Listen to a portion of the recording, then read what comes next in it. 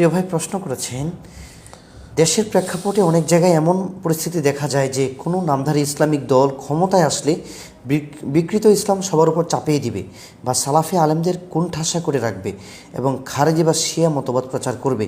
অপরদিকে অনইসলামিক দল দুর্নীতির মাধ্যমে দুনিয়া কামাই করবে, যার ফলে দ্রব্যমূল্যের দাম বেড়ে যাবে বা জুলুম করবে ইত্যাদি। এই পরিস্থিতিতে কাকে ভোট দিব? ধন্যবাদ প্রিয় ভাইজান। আমরা বলবো যে ধার্মিক দল এটা কোনো সুনিশ্চিত না যে তারা আপনার শরীয়ত বিরোধী কাজ সুনিশ্চিতভাবে করবে। তাদেরকে বুঝাইলে হয়তো বা কি তারা বুঝবে, বা এর ইচ্ছা করলেও মানে তা আপনি যে আশঙ্কা করতেছেন সেটা করা যাবে না, কারণ গণতান্ত্রিক রাষ্ট্রে যেই কোনো কথা চাপিয়ে দেওয়া এত সহজ না। সুতরাং একটা হচ্ছে আন্দাজ করে বলা, আরেকটা হচ্ছে এর কুফুরি মতবাদ।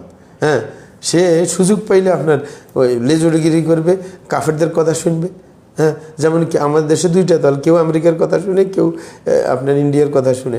তাইলে এরা তো আরেকজনের কথা এখন ভদ্র দেখতেছেন, একসময় ওদের সুবিধার্থে ইসলাম বিরোধী আপনার আইন পাশ করার জন্য উঠে পড়ে লাগবে। হ্যাঁ, সুতরাং যার ইমানে ঠিক নেই, যে ইসলামকে প্রতিষ্ঠা হোক এটা ভালোই বাসে না, তাকে কোনোভাবে সাপোর্ট করা যাবে না। ইসলামপন্থীকে আপনি সাপোর্ট করবেন, তার দ্বারা যদি কোনো সাইডে মানে ইখতলাফি মাসালার মধ্যে কোনো হটকারিতা পাওয়া যায় সেটার জন্য সে দোষী হবে, তাকে বোঝানোর সুযোগ আছে। কারণ সে তো পরকালকে বিশ্বাস করে, সে তো পরকালের শাস্তিকে ভয় করে, কিন্তু হয়তো বা বুঝের ভুলের কারণে ব্যতিক্রম হতে পারে। এই কারণে আপনি অন্য অনইসলামী দলকে সাপোর্ট করতে পারেন না, কারণ সে মিসগাইডেড হইতেই পারে। ভয়ঙ্কর কিছু তার দ্বারা অঘটন ঘটানো সম্ভব।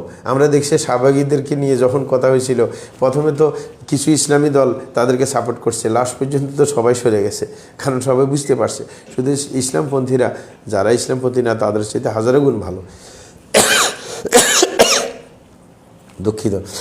তো সেটা বলছিলাম, এই কারণে ইসলামপন্থীদেরকে সাপোর্ট করে, এটাই আসল নিয়ম। জাযাকুমুল্লাহু খায়রান।